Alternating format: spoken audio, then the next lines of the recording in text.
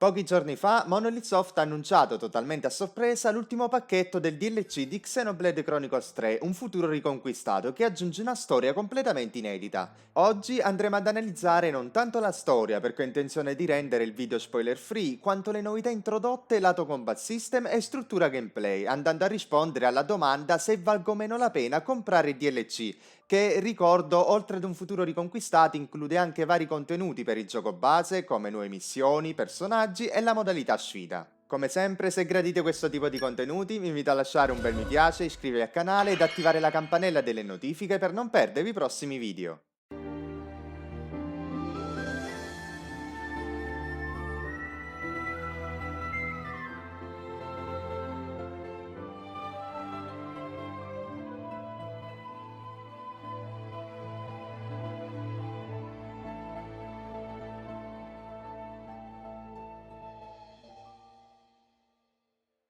Lo scheletro di un futuro riconquistato riprende la stessa struttura del gioco base e al contempo la rivoluziona completamente tramite tutta una serie di novità introdotte. Andiamole a vedere partendo proprio dal menu principale. Ad essere modificato è già la prima voce con gli obiettivi intesa, che sono tutta una serie di missioni che si possono effettuare con la relativa percentuale di completamento divise in 6 categorie. Andiamole a vedere una a una, partendo dall'esplorazione, che dà tutta una serie di obiettivi da effettuare sul campo stesso dell'azione, come la scoperta di container, reliquie, canali d'etere, fino ad arrivare al salvataggio dei profughi della città che sono sparsi nei vari luoghi.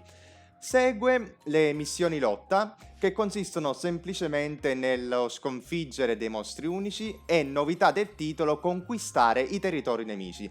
Cosa sarebbero? Sono dei territori che, come dice il nome, sono sotto il controllo dei nemici e noi, entrati in questa zona, dovremmo fare fuori tutto quel numero di nemici per conquistare il territorio.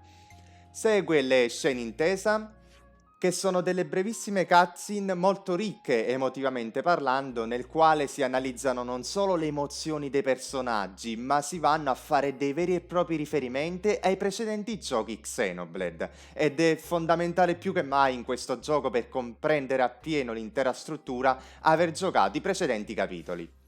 Come quarta categoria abbiamo un'altra novità, ossia Prestigio, ripresa di pari passo dalla Definitive Edition, quella che veniva chiamata con Diagramma Intesa. Qui cambia nome e prende appunto la nomenclatura di Prestigio. Si possono analizzare tutti i personaggi incontrati al fine di migliorare i rapporti con ciascuno di essi, o parlandogli o completando determinate missioni da loro assegnate. Inoltre, cosa importante, viene segnato anche l'orario di attività, perché non tutti i personaggi sono presenti ogni giorno. Quindi a destra è possibile vedere ad esempio Dillon, che è attivo dall'1 fino alle 18 e non è possibile trovarlo oltre un certo orario, e questo semplifica di molto la ricerca non solo dei personaggi ma anche la conseguente attivazione delle missioni stesse. Quinta categoria, la collezione dei nemici, è un vero e proprio schedario nel quale vengono mostrati tutti i nemici del continente, e le varie voci si sbloccano semplicemente vedendo un nemico, o per meglio dire agganciandolo, quindi con i tasti L ed R del pad, e poi per completare la voce bisognerà sconfiggere un determinato numero di volte, che varia da nemico in nemico. Ad esempio in questo, come si legge dal numero in basso, bisognerà affrontarlo 3 volte per completare la voce. A cosa serve tutto questo? Ad ottenere dei punti intesa tramite i quali poi verranno riscattati per migliorare i personaggi, quindi con le abilità e varie tecniche.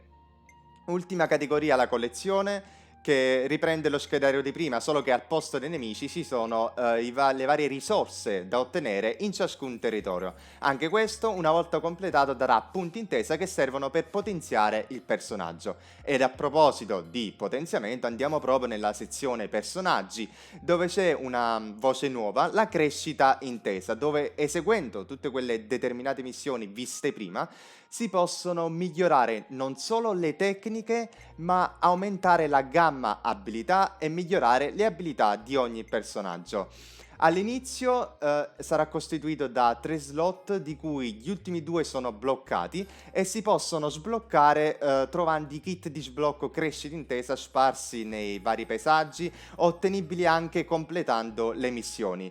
Questi kit non sono in numero limitato, ma sono praticamente sufficienti per platinare tutte le schede di tutti e 6 i personaggi. Andando nelle tecniche, questa è una grandissima novità. A differenza del gioco base dove avevamo 5 tecniche di cui selezionarne sono 3, in questo DLC ne avremo solo 3, quindi non dovremo più sforzarci nello scegliere le tecniche migliori. E dall'altro lato cambiano, non sono più le tecniche magistrali che nel gioco base ne erano un'infinità e si ottenevano praticamente masterando ogni classe disponibile nel gioco, ma qui ci sono tecniche che appartengono alla classe stessa del personaggio, che di nuovo non può essere cambiata, quindi è quella e quella rimane fino alla fine del gioco. E anche per queste tecniche, che non prenderanno più il nome di magistrali, ma verranno chiamate proprio tecniche Uroboros, ne sono solamente 3. Qual è il punto? Che è vero che è stato ridotto la gamma tecniche, ma è stata aumentata la combinazione tra le stesse. Vale a dire, mentre nel gioco base le tecniche fusione consistevano semplicemente nella risultante di queste due tecniche, quindi andavano a sommare gli effetti di una più dell'altra, in questo gioco non è propriamente così, ossia utilizzando una tecnica fusione vengono sovrascritte o aggiunte determinate abilità. Infatti premendo ZR in questo caso mi va proprio ad indicare che fuoco incrociato più doppia giravolta dà origine non alla somma delle due tecniche, ma ad una tecnica totalmente nuova, di nome appunto giravolta infuocata, che avrà come bonus non semplicemente la somma dei bonus delle due tecniche, bensì la loro somma più un bonus totalmente nuovo basato sul tipo di combinazione effettuata. Ad esempio, in questo caso, giravolta infuocata da critico alto, carica dopo colpo, più ricarica tecnica. Se la vado a combinare con tiro d'ancora, il risultato cambierà completamente, quindi non si avrà più lo stesso effetto di prima, ma stavolta colpo critico alto più bonus contro i feriti, che sarebbe un bonus totalmente nuovo. In questo modo viene incentivato ancora di più a sperimentare la combinazione, le diverse combinazioni fra le varie tecniche. Inoltre apprezzo come Takashi riesce sempre a trovare un modo di sinergizzare la storia con il combat system stesso. Vale a dire, in questo gioco la tecnica Ouroboros non è ancora stata perfezionata, quindi non esisterà più la fusione Ouroboros come avevamo nel gioco base, bensì le combo unione. Cosa sono? Innanzitutto, tra i 6 personaggi potete scegliere a vostro piacimento le possibili combinazioni da effettuare. In questo caso scelgo Matthew con A, scelgo Nicole con Glimmer e Shulk con Rex, ed ognuna di queste combinazioni dà origine a due bonus. Il primo è l'abilità Unione, che sarebbe una passiva attiva per tutta la battaglia.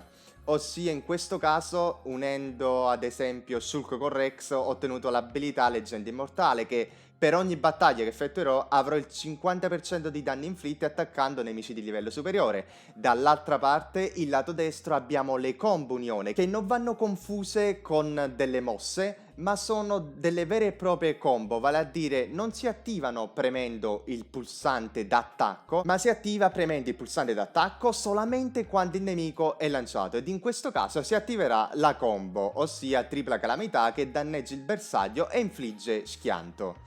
Altre novità rispetto al gioco originale sono le abilità di gruppo, o meglio il loro metodo di sblocco, che si sbloccheranno tramite i bonus amuleto, visibili nella sezione oggetti chiave, e sono ottenibili scambiando le monete Nopon, a loro volta riscattabili completando le varie missioni del gioco, con Bobobi, che sarebbe un Nopon che incontrerete nel corso del gioco. Bene, fatta questa introduzione andiamo a vedere un esempio pratico nella battaglia. Anzi, prima di passare agli scontri vorrei spendere due parole sulle ambientazioni, che sono come al solito squisite, e le musiche come sempre spettacolari.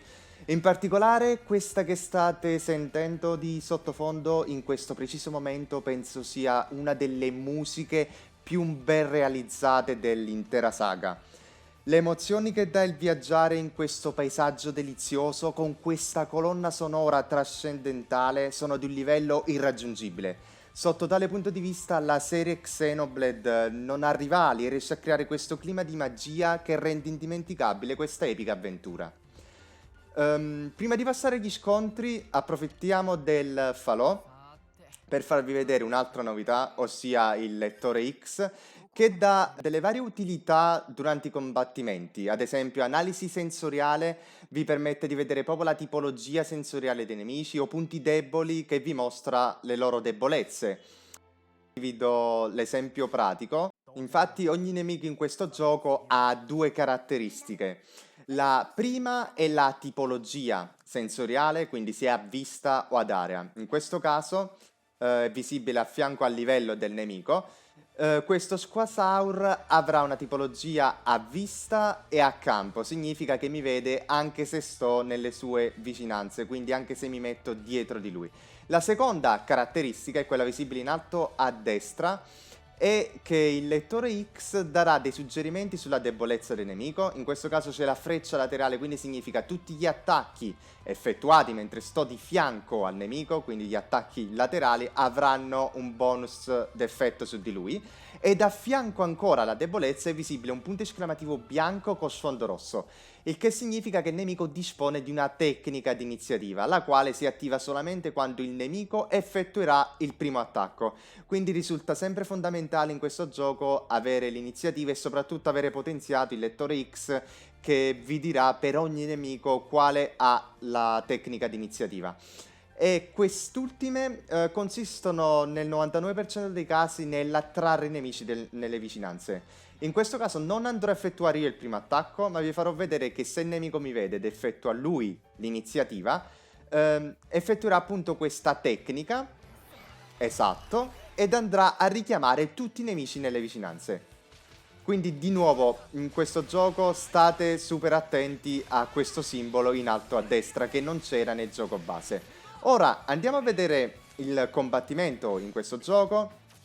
Andiamo a prendere Rex che ho l'abilità totalmente sbloccate e come vi dicevo, oltre alle tecniche normali, quelle visibili a destra, ci sono non le tecniche magistrali a sinistra, ma le tecniche Uroboros come fuoco incrociato o urto rotolante.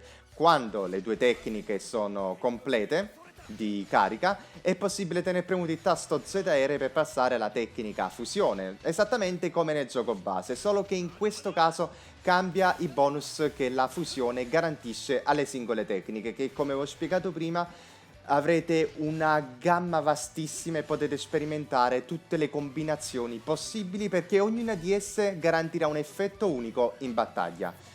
Ora ci sarebbero altri due aspetti cruciali da analizzare, come le comunioni di cui ho parlato prima e degli accessori speciali, ma verrebbe davvero un video troppo lungo, pertanto ne realizzerò uno interamente dedicato al combat system del gioco. Intanto mi raccomando, se non volete perdervi le ultime novità su Xenoblade del mondo Nintendo, seguitemi su tutti i miei social di cui trovate i link in descrizione. C'è anche il canale Telegram dedicato alle migliori offerte dei videogiochi, tramite cui potete supportarmi gratuitamente. Infine, in sovrimpressione trovate altri contenuti sulla serie Xeno. Per oggi era tutto, ciao e buon gaming a tutti!